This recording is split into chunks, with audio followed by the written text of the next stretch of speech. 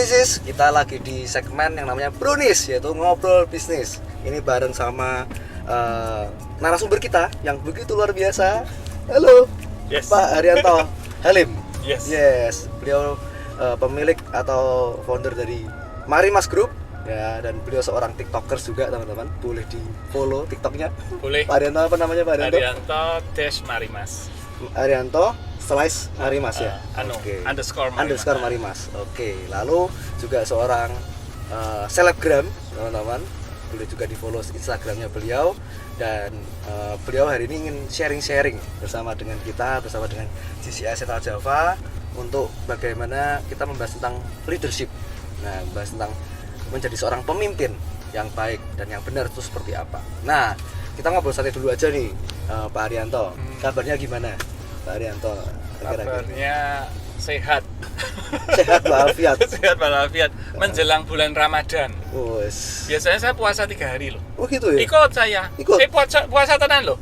Subuh sampai jam 6 sore nggak makan. Wah, serius? Serius, tapi saya nggak ikut sahur malah. Lebih berat loh, tanpa sahur loh. Jadi makannya Ya pas buka. pas buka? Sekali toh. Sehari toh? Wow. Untuk kesehatan. bukan, ya kesehatan katanya, tapi juga untuk memaknai dan ikut merasakan lah oleh umat muslim yang berpuasa. Oh kayak apa? Lama-lama saya sebenarnya kuat sih. Biasanya berat 1-2 hari pertama. Hari ketiga sudah enteng. Wow. luar biasa. Jadi akhir-akhir ini mungkin sibuk juga ya, Pak Haryanto ya? Ada kesibukan di apa? Karena sibuknya yang ngurus sekolah Karangturi. Iya. Pengurus yayasan sekolah Karangturi ya. Terus juga ngurus pecinan Semarang. Pecinan Semarang. Kopi Semawis. Ya. Ya kan ada warung Semawis nih kan, kita ya siap-siap mau buka. Ya. Karena kan selama pandemi 2 tahun ini kita tutup. Oke. Ya sibuk sekali. Terus yang ngurus kerjaan toh. Ngurus Marimas. Iya dong pasti ya. Dan kita tahu sendiri ya, ini kan Marimas ini kan perusahaan yang luar biasa ya kan, perusahaan yang besar sekali, dan itu kan mengurus karyawan sebanyak itu. Pak Haryanto gimana itu, maksudnya mimpin karyawan yang sebanyak itu, dan mungkin kita juga sebagai pemimpin rumah tangga di rumah itu ada kaitannya atau gimana, Pak Haryanto? Ya, jadi seorang pemimpin itu sebelum mimpin perusahaan atau mimpin keluarga, kita harus bisa mimpin diri sendiri loh. Itu yang kuncinya. Betul. Itu kuncinya kok. Kalau kita nggak bisa mimpin diri sendiri ya nggak bisa ngatur orang. Betul. Karena orang sebenarnya nggak bisa diatur kok. Orang itu lihat kita kok. Pengaruhnya kita, Bang. Iya, contoh loh, teladan. Sekarang kalau saya misalnya, kerjanya nggak bener misalnya, kalau kelilingan keluar kota terus dugeman, nanti sales saya ikut dugem itu. Nggak ikut kerja lah. Iya kan? Betul. Mereka kalau kan saya tadi bilang, kalau saya masuk pasar bareng salesman, saya sampai jam 4 nggak makan aja bisa kok. Sales saya pusing semua, pucat semua. Jadi mereka tahu, ini etos semacam ini. Kalau pekerjaan prioritas, saat kerja saya kerja, saat makan mau happy monggo. Oke. Role model itu penting, dan itu harus dari diri kita. Ya. Kita sebagai seorang kepala rumah tangga juga harus beri contoh. Jangan karena seorang bapak terus untuk pulang seenaknya, untuk bentak-bentak semua orang seenak, ya enggak. Oke. Jadi itu yang menurut saya harus mimpin diri sendiri, itu yang paling penting, dan itu paling susah. Sampai nanti kita pun meninggal ya belum tentu bisa memimpin diri sendiri dengan sempurna. Yes, betul. Kalau nggak bisa mimpin diri sendiri, Pak Jokowi mimpinnya 200 juta orang lebih. Bener. Iya kan? Iya, betul. Kuncinya di situ. Iya, dan Haryanto, ya. tapi dalam mimpin nggak bisa semua orang juga suka dan mendukung. Nah, itu betul. Iya kan? Pasti juga ada pro dan kontra lah. Dalam keluarga pun yang kecil ya, mungkin anak-anak yang rodok jengkel begitu ya. Iya kan? Betul. Nggak bisa jadi favorit lah. Jadi pemimpin itu bukan menyenangkan semua orang. Ya, itu bukan, kata kuncinya. Iya, bukan menyenangkan semua orang. Pasti ada yang nggak cocok sama kita. Iya, tapi kita tahu ini yang terbaik. Karena orang punya kepentingannya sendiri-sendiri kan. Betul. Di kantor, kalau ditanya semua bilang dia pekerjaan baik. Dia bersumbangsi semua, tapi jebule dia provokator. Iya kan? Di kantor selalu saya bilang, jangan minum air di sumur yang kamu akan ludahi loh. Kalau kamu mau minum airnya jangan diludahi. Kalau kamu nggak cocok, jangan bikin urusan, keluar saja. Oke. Itu yang harus disadarkan, daripada kamu kemrungsung, isinya mau provokasi sana sini. Kamu nggak bisa jadi pemain, nggak bisa jadi kapten sepak bola, minimal jadi supporter. Betul. Tapi jangan balangi watu. Iya kan? Betul. Jadi itu menurut saya kembali ke diri kita lah. Sebelum bisa mimpin orang harus bisa mimpin diri sendiri. Oke. Jadi leadership itu apa sih, Pak Haryanto? Kalau Pak Haryanto sendiri punya memaknai tentang sebagai pemimpin atau kita bicara leadership, itu Ya, artinya apa? kita harus bisa memberikan contoh-contoh teladan yang baik dan menginspirasi orang lain untuk melakukan tindakan itu juga. Jangan cuman wah hebat tepuk tangan tapi balik rumah orangnya nggak terinspirasi. Iya, betul. Jadi tindakan kita, teladan kita itu harus bisa mentransformasi juga Kehidupannya orang lain juga. Dan menurut saya itu harus terjadi secara otomatis, bukan karena ben aku ketok keren piye ya. Bukan itu. Betul. Jadi itu harus terjadi secara inherent, harus ditanamkan di subconscious kita. Kayak orang ginilah, kalau saya selalu ngasih tahu teman, kamu mau boleh coba tepuk tangan 3 kali, coba itu. Coba. 3. Oke, 7 kali. Mulai agak susah ya. 13 kali. Nah, Kurang 1. masa? Tepuk pramuka. Gampang toh? Gampang. 13 kali. Waduh. Karena sudah terinternalisasi. Gimana maksudnya itu? Maksudnya gimana? Kepemimpinan tuh nggak usah mikir mana. Selesai. Nggak usah ngitung. Karena sudah terinternalisasi. Leadership tuh nggak usah enak ya. Nggak Betul, itu. Ya, leadership tuh harus terinternalisasi, harus tahu langsung. Kalau dalam kungfu, kalau golok sudah di ujung golok sudah di lehermu, jangan mikir enaknya jurus apa ya. Nggak bisa. Nggak bisa ya? Nggak bisa. Leadership itu bukan itu. Leadership bukan teori. Yes. Jadi leadership mikirkan seperti tepuk pramuka. Sebuah kebiasaan baik yang diulang-ulang sampai terinternalisasi. Yes, betul. Diri sendiri dulu. Iya. Sampai kamu harus tahu berbuatnya sudah otomatis. Lah, untuk itu butuh latihan. Waktu mau tepuk pramuka dulu kan diajari saya, tepuknya gini loh.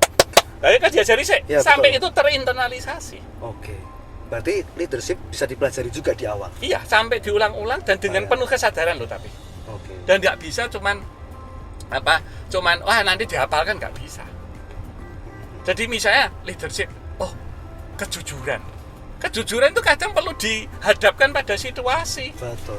Orang itu jujur itu kan situasional. Sekarang tak tanyain, orang kayak butuh bayar utang, Ya. istrinya masuk rumah sakit, anaknya nunggak uang sekolah, Ya. DN jiko ATM, jiko 200.000, metu 5 juta.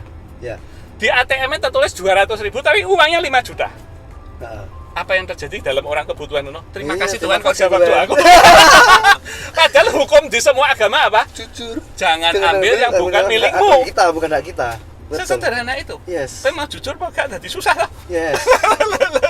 Iya, dihadapkan Situational. dengan situasi. Situational. Nah cuman kuwi ning ngene toko aja dicolong.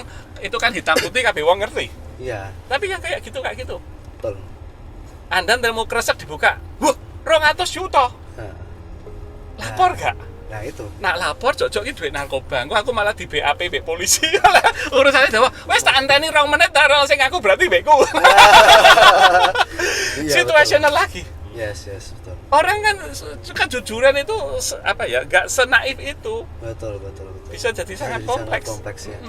Betul, situasi. Lah itu leadership itu bagaimana mengambil sikap di saat-saat semacam itu. langsung sudah ada dalam hatinya Iya. gitu ya. Ada kisah yang saya pernah dengar, dia pengangguran sudah bikin lamaran ke sana kemari, bukannya dia orang jelek, nggak ketemu. Iya, dia nemu satu kresek atau ke satu tas ya isinya duit dan berkas-berkas. Ya dia tergoda, tapi akhirnya dia tetap cari dikembalikan, ternyata milik sebuah perusahaan. Wow. Wah, dia mau dikasih uang, ganti dia nggak mau. Dia mau ini delalah. Kebetulan. Kebetulan. Dampaknya apa? 2 minggu kemudian dia dapat pekerjaan tawaran ratusan dari perusahaan. Yes. Terus dia akhirnya milih salah satu perusahaan. Terus dia tanya sama HRD-nya, kok kenapa saya dipilih? Ini jawabannya bagus. Gini loh Pak, cari orang pintar zaman sekarang gampang Pak. Cari orang jujur itu yang susah. Nah itu. Betul. Itu. Yes, keren ini sharingnya nih. Jadi, wah insight baru ya buat kita ya. Ini ada juga Pak Michael di sini. Pas nasional presiden dari GCI Indonesia.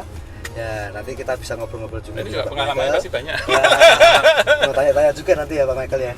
Nah, jadi lalu mungkin ini pertanyaan leadership yang banyak orang ingin tahu juga nih, Pak Haryanto. Kemampuan atau skill development apa yang harus dimiliki atau harus dikembangkan oleh seorang leader? Mungkin skill tertentu bagaimana gini, mungkin atau kemampuan bicara itu penting gak sih Pak Haryanto? Ada orang yang pemimpin dia mungkin kurang pandai untuk bisa mengkomunikasikan, tapi ada juga yang pandai mengkomunikasikan, itu penting. Ya gini, komunikasi itu kan konon ya bisa dilatih lah, public speaking Yes, segala macam betul. lewat Toastmaster itu kan juga ada. Tahu ya Toastmaster itu Ya. kelompok yang ngajari public speaking. Bisa, tapi menurut saya yang paling penting adalah memang ada kegelisahan sebenarnya. Seorang pemimpin itu harus punya kegelisahan untuk melihat situasi yang dia pengen ubah. Dia harus terpicu oleh sebuah kegelisahan loh. Nggak mungkin dia cuma enaknya ngapain, mungkin nggak bisa. Ya. Dia harus lihat langsung loh. Gitu ya. Ya kayak saya di Karangturi misalnya, di sekolah. Waktu itu salah satu perubahan yang saya lihat kan, kamu mungkin ngalamin, nyanyi lagu Mas Karangturi harus begini toh. Saya nggak ngalami. Oh kamu nggak ngalamin? Saya nggak ngalami. Belum ngalami ya? Belum ngalami. Oh sesudahnya mungkin. Iya. Setelah itu kan saya ubah. Karena saya melihat, loh kok enak weh Mas Karangturi didengarkan anak-anak santai, nggak ada apa-apa. Salah satu bentuk respect terhadap sebuah institusi adalah bersikap hormat, sesederhana itu. Yes. Kemudian saya putuskan harus mendengar lagi di pagi hari semua. Bahkan kalau yang telat sedang di tengah lapangan kamu Gini? berdiri. Iya. Itu jalan. Tapi saya diprotes loh beberapa oleh para bahkan guru ada yang protes. Oh iya. Loh kalau sudah gitu saya gini. Ini aturan saya, itu pintu keluar. Mau. Loh kalau sudah gitu saya sudah tangan besi. Kalau untuk aturan yang jelas, saya tangan besi sekali. Dan itu kemudian jalan. Tapi pada terjadi kejadian lucu. Jadi kalau anak telat, pagar ditutup nyanyi depan pagar loh. Iya. Ikut loh. Mereka gini semua. Satu ketika saya rapat jam 7, telat saya masuk, pagar wis ditutup. Mobil saya pas di depan, ya saya keluar di depan pagar. Jadi melakukan juga dong. Iya, Walk the talk dong. Iya. Harus walk the talk. Iya, lawang saya yang bikin aturan, saya harus jalan dong. Yes. Itu aja. Jadi leadership itu harus ada kegelisahan yang saya lihat, waduh kok nggak disiplin, kok nggak bisa menghormati, gimana bisa lebih ya itu aja. Yes. Leadership itu nggak kompleks sebenarnya. Proses pemikiran mentalnya mungkin kompleks, tapi sebenarnya idenya nggak ada yang kompleks kok. Yes. Betul. Pak Jokowi idenya supaya gimana harga semen di Papua sama atau harga bensin di Papua sama, simple idenya. Sederhana. Pelaksanaan banyak bisnismen yang tutup. Iya toh? Iya, betul. Banyak kepentingan yang terinjak-injak loh. Betul. Idenya bagus, keadilan sosial untuk seluruh masyarakat toh. Bisa. Tapi nggak gampang. Tapi dia ada kegelisahan itu. Dia pengen wujudkan itu. Yes. Ya, menurut saya leader itu harus bisa melihat apa yang nggak benar dan itu menggelisahkan dia. Kemudian dia cari cara. Kalau dia sudah gelisah, apapun akan dia jalani kok. Terus untuk makan di sekolah juga, kamu nggak tahu, belum ngalami juga mungkin ya. Iya. Yang kemudian saya kan bilang, saya lihat di kantinnya dulu di Raden Patah. Wih, jan bermangan ini kayak wong rak pendidikan. Berantakan, kotor mejanya, sisa. Saya bilang, nggak boleh sisa. Habis makan dilap, piring kembalikan tempat piring, sendok tempat sendok, kursi dimasukkan. Pentelengi guru tolong sasi. Jalan sekarang. Semua rapi sekarang. Rapi sekarang. Ada satu dua nakal tetap ada, tapi sekarang jalan. Wis kayak orang beradab. Iya, betul. Bisa, jadi saya bilang budaya itu bisa diubah.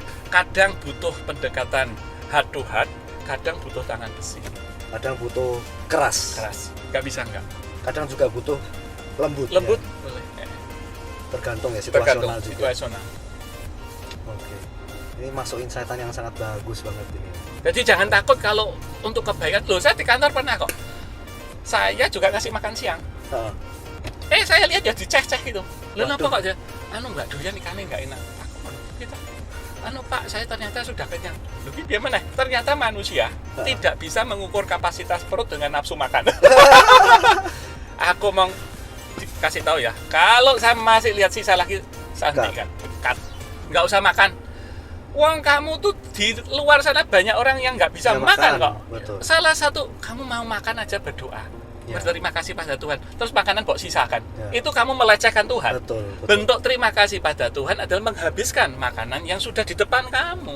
Lah tapi saya nggak ya kalau itu sisakan dulu di piring bersih toh. Iya, betul. Nasinya toh. Iya. Makanya saya bilang, dan orang itu terlihat apa kerakusannya saat kondangan. Iya. Nah, wes acara makan menyedai mesti kambing guling. Nah, terus jika sak akeh terus turah. Lho kok juga akeh? Lah nyumbang aku. Nyumbang kok. Dicucuke to. Gratis Lho, soalnya. nyumbang kuwi gawe berkat pengantin bukan untuk Bukan makan. untuk makan, betul. Loh, tewat lah aku nak orang jika kok kendaan. Loh, berarti ada orang lain yang menikmati berkat kan enggak apa-apa. Betul. Kamu memberi kesempatan orang lain. Karakter itu sangat penting. Iya, jadi kamu boleh kebiasaan saya sampai hari ini kalau ke kondangan sekarang enggak mungkin saya pakai piring. Terus lalu Mangkok kecilnya, yang untuk sup. yang paling kecil. Mangkok sup kan masih Mangkok kecil. sup yang kecil itu, Pak Haryanto Untuk makan pakai itu. Karena pasti habis toh. Karena kecil. Kecil. Pasti ngambil sidik toh. Gimana itu konsep berpikirnya Pak Loh, Haryanto? supaya Kenapa? pasti habis. Supaya orang lain juga bisa dapat Loh, saya pun kalau enggak enak kan ya sidik toh pasti saya habiskan. Jadi aku nak enak ya jikuk meneh. Wong tanduk bisa. Nak ra iso ya wis to mangan ning omah. Puasa sekali nggak bikin kurus loh. Betul. Nggak bikin gemuk loh. Makan sekali nggak, puasa sekali nggak bikin kurus, makan sekali nggak bikin gemuk. Nggak apa-apa, cuman sekali aja kok. Dan tujuan kita kondangan kan untuk memberi berkat, bukan makan gratisan.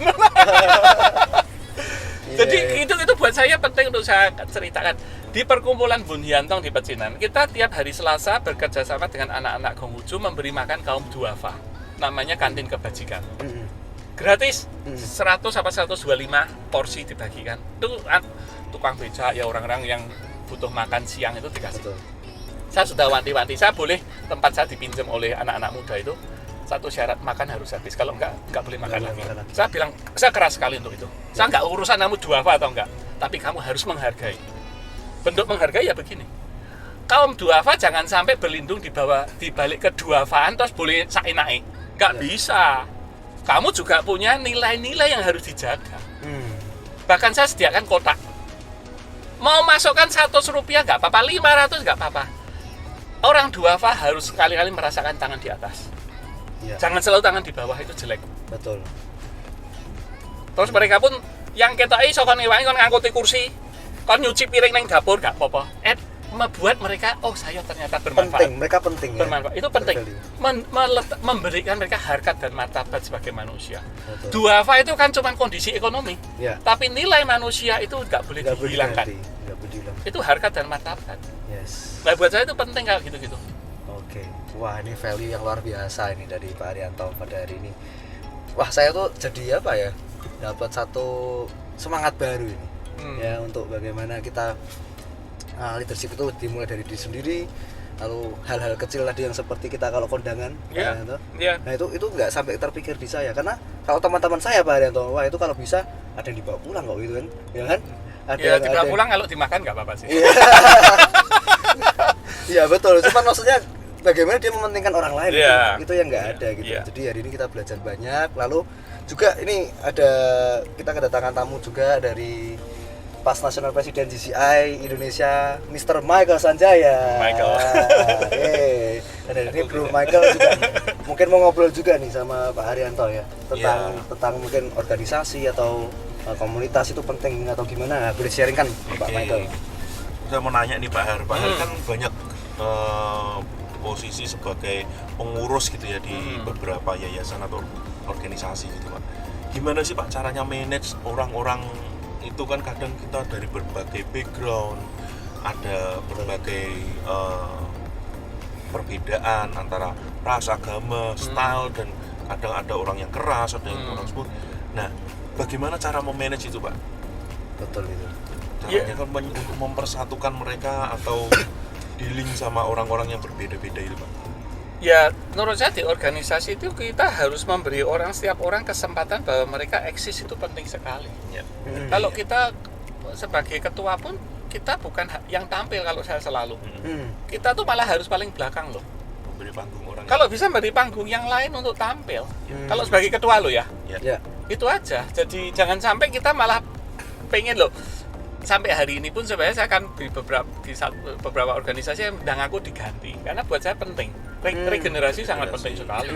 Dan memberi panggung, memberi mereka eksis ya, supaya mereka bisa tampil, itu sangat penting sekali. Sehingga semua orang dalam organisasi merasa saya itu ada perannya, itu penting. Memberdayakan lah. artinya memberdayakan itu jadi sangat penting sekali dalam organisasi. Kalau mereka sudah merasa berdaya, kok nengke jalan sendiri loh.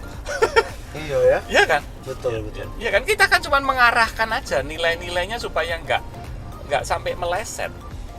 Ya kayak di Karangturi, saya cuma guideline-nya ini. Ya kan nggak mungkin tiap hari datang mengawasi. Di perusahaan pun manajer kalau kita pentelengi ya lama-lama nggak fungsi lah. Iya, betul. Iya kan? Betul. Jadi pemberdayaan menjadi kata kunci. Yes. Nah, seberapa pentingnya Pak organisasi atau perkumpulan bagi komunitas kita ini, seberapa pentingnya Pak? Untuk saya atau untuk komunitas untuk saya? Untuk kita dan Oh ya penting juga ya. Jadi saya belajar banyak sih di komunitas-komunitas di Pecinan, di Karangturi, di Telogorejo. Bahkan saya pernah ngajar di Unika, komunitas akademis. Oh penting sekali, dan kita bisa dapat networking, jaringan yang kita nggak kepikirkan. Cara pikir yang beda juga. Di akademis itu kan mikirnya harus lebih agak alot tapi bermutu. Jadi itu ngasah kita juga loh. Kumpulannya dosen-dosen, profesor-profesor, ya kan. Di komunitas Pecinan budaya, di rumah sakit dengan dokter-dokter, di sekolah dengan guru-guru. Padahal banyak banget komunitasnya berarti ya. Ya lumayan. Itulah hebatnya kita. Jadi komunitasnya bisa dalam berbagai background ya, Mas. Iya. Berbagai latar belakang. Dan itu yang kita bisa serap, makanya sebenarnya itu kan membantu kita, memperkaya kita juga, tapi juga bagaimana kita juga bisa memberikan manfaat di organisasi tersebut. Betul. Iya. Manfaatnya banyak banget berarti ya. Value-nya. Ya, mudah-mudahan ya seperti saya di TikTok itu sebenarnya kan lebih banyak edukasi. Yes. Ya. Sebenarnya nilai-nilai yang saya yakini benar, meskipun kadang agak kontroversi. Tapi saya senang karena dengan kontroversi itu yang positif ya, artinya orang jadi berdialog loh.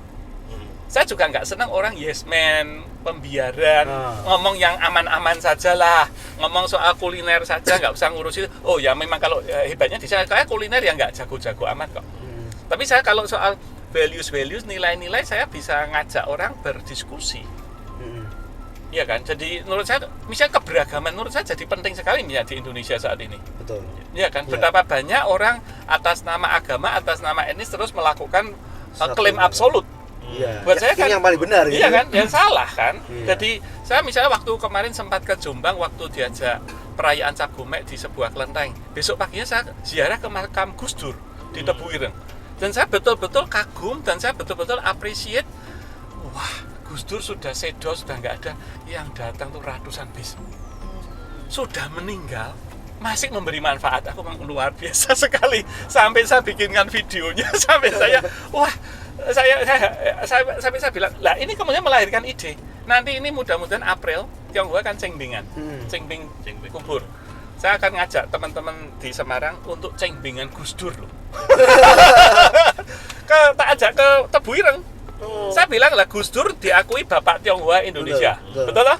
Tak tekoni Tionghoa di Semarang. Pernah nggak ke ziarah ke makamnya bapakmu? Nggak ada sih pernah ya? Nggak pernah. Iya. Kamu berarti cuma di bibir. Ayo ikut saya ke Jombang. Nanti tak ajak ke ziarah ke makam Gus Dur. Sebelumnya nanti kita ke Kelenteng Gudo dulu, kelenteng yang saya pergi, nonton wayang potehi, makan ciakjai, tengah malam jam 12 tak buka kabeh. Ngapain tau nggak? Apa itu? Makan kikil Jombang, kesukaannya Gus Dur. Itu bukanya jam 12 malam. Khusus malam. Kikil itu makanan penuh dosa. Lah isinya babat, paru, jeroan. Wah luar biasa, tapi enak. Saya makan jam 12 malam. Lah buat saya itu pengalaman ziarahnya nggak cuma ziarah, ada kuliner. Ada itunya, wisatanya ya, lah. Iya. Ya, Jadi buat saya kadang hal-hal gitu bisa melahirkan hal yang lain. Jadi saya cuma ikut ke Jombang tapi kemudian bisa timbul ide, oh cengbingan Gus Dur. Mungkin pertama kali ini di Indonesia. Betul. Seperti halnya kita meletakkan papan arwah Gus Dur di perkumpulan Bundiantong. Tulisannya Kiai Haji Abdurrahman Wahid di antara papan leluhur yang semua Tionghoa, satu-satunya Gus Dur. Yes. Ini Tulisannya Inhwa Fu Rokok Bapak Tionghoa Indonesia pendukung minoritas guru bangsa. Satu-satunya di Indonesia. Yes. Modalnya cuman ya bukan cuman ya kayu, kita disumbang oleh seorang teman dari Sango, dikasih ukiran, dikasih tulisan Kiai Haji Abdurrahman Wahid, tapi dampaknya luar biasa.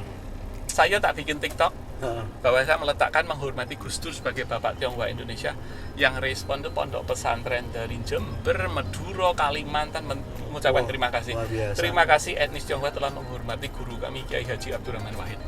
Tak batin saya tuh sudah ngundang wartawan belasan kali kok nggak ada yang respon. Jebule di kalangan tertentu tidak pernah baca dari ulasan wartawan, lihatnya TikTok. Jadi lebih sekarang generasi Iya. lebih powerful. Lebih powerful. Oke. Ya itu jadi di organisasi saya juga belajar banyak lah. Bagaimana bertoleransi ya? Bertoleransi. Saya jadi kenal Gusmus.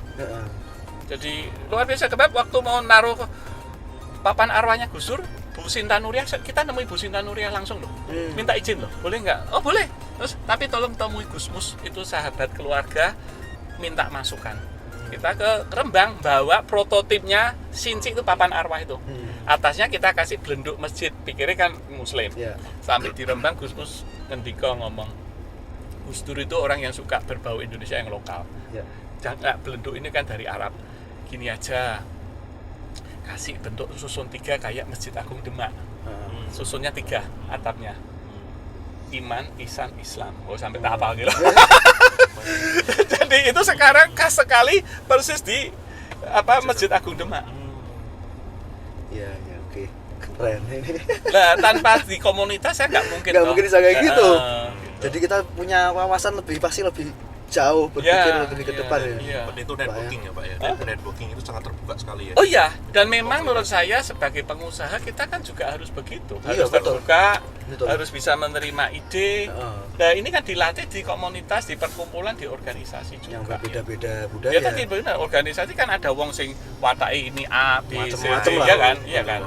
Justru kita jadi menyesuaikan, harus bisa dealing sama semua orang. Betul. Tapi memang dalam organisasi pun ada disiplin-disiplin yang harus tetap terjaga. Saya pernah loh di pecinan dulu, bahkan di Semawis mecat orang saya pernah. Karena terjadi kasus entah karena kurang ada komunikasi kurang, tapi terjadi pemukulan fisik. Waduh. Saya bilang nggak bisa keluar. Padahal dia jauh lebih tua daripada saya.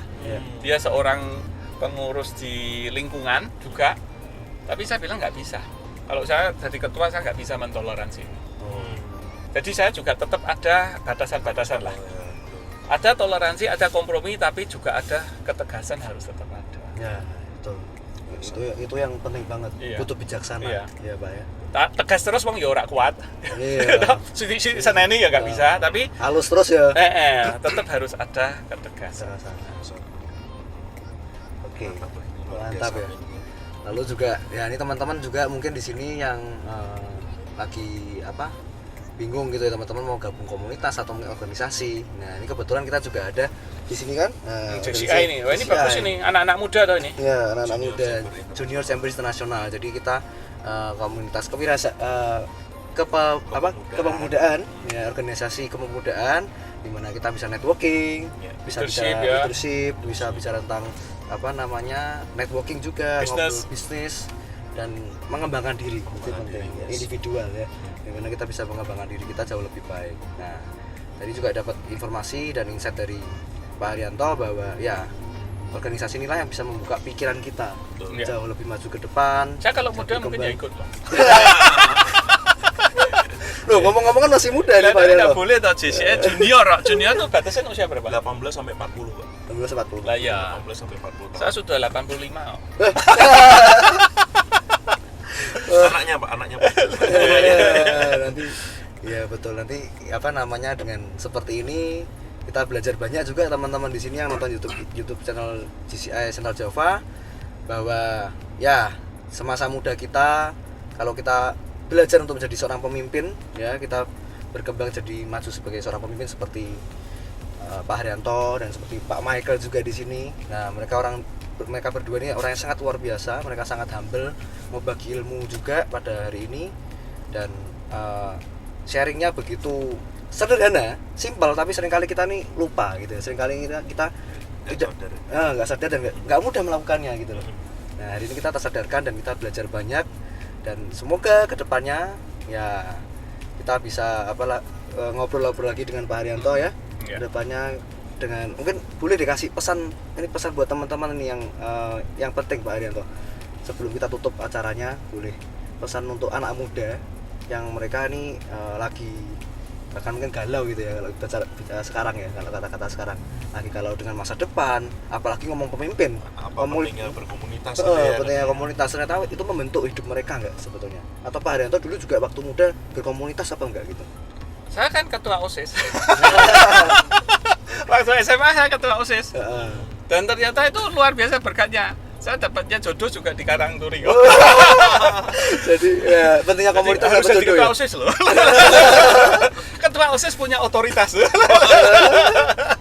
Mau sampai saya enggak gitu ya? Ya enggak lah, tapi artinya memang leadership itu bisa didapatkan di mana saja lah. Dan kalau bisa dimulai semenjak dini akan lebih baik lah. Ya. Itu menurut saya penting sekali, dan nggak usah terlalu harus ambil posisi lah, bukan harus ketua OSIS, tapi bahwa Betul. kamu berperan di organisasi itu akan bermanfaat kok. Saya dulu di SMP juga cuman bantu di majalah, kemudian saya pindah ke SMA Karangturi, saya anak baru loh sebenarnya, tapi nggak ada gimana kok kelihatan wah kita bakat di majalah, jadi saya bantu majalah di Karangturi dulu loh. Kelas 2 kemudian baru dari ketua OSIS. Jadi nggak langsung ketua langsung ya? Enggak, dan itu pun ada kisah yang menarik sebenarnya. Istri saya itu kan Karangturian sejak TK. Wow. Dan sebenarnya dia yang diplot untuk jadi ketua. Bukan Pak Haryanto? Bukan saya, wong saya anak baru. Jadi saya itu penggembira, calon penggembira. Cuman untuk cheerleader. bin ketoke demokratis itu lah. Yang terjadi ternyata saya terpilih dengan suara yang jauh bedanya, sampai tidak mungkin diganti. Kalau terlalu direkayasa akan konangan. Jadi terus akhirnya saya jadi ketua. Istri saya yang diplot jadi ketua, jadi wakil. Dan dia padahal bukan pacar, karena dia rodok jengkel loh. Jadi hati-hati perempuan, jangan jengkeli laki-laki. Bisa jadi jatuh cinta. Nah itu terjadi, artinya saya pengen ngomong, saya tidak berambisi saat itu untuk jadi ketua. Betul. Tapi pada saat mungkin kampanye dalam tanda petik cara dari kelas ke kelas, saya mungkin enjoy dan melakukan sepenuh hati. Ya. Itu mungkin ditangkap oleh siswa saat itu. Wah, kita seru nih.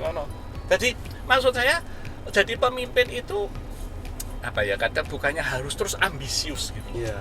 Kalau terlalu ambisius juga salah, tapi bahwa kamu itu menangkap kegelisahan, kamu jalankan tugas dengan sepenuh hati, itu aja akan membuka kesempatan. Betul. Gara-gara kegelisahan tadi lah ya. Satu hal kecil itulah yang bisa mengubah ya. Bisa jadi orang Lah kalau untuk nasihat yang untuk penutup tak kayak bahasa Jawa wae. Ya, boleh. Akai niat, kurangi sambat, tambahi tirakat, kerja sing giat, paringi sehat, insya Allah berkat ora khianat, rezekimu ningkat, bojomu ra minggat.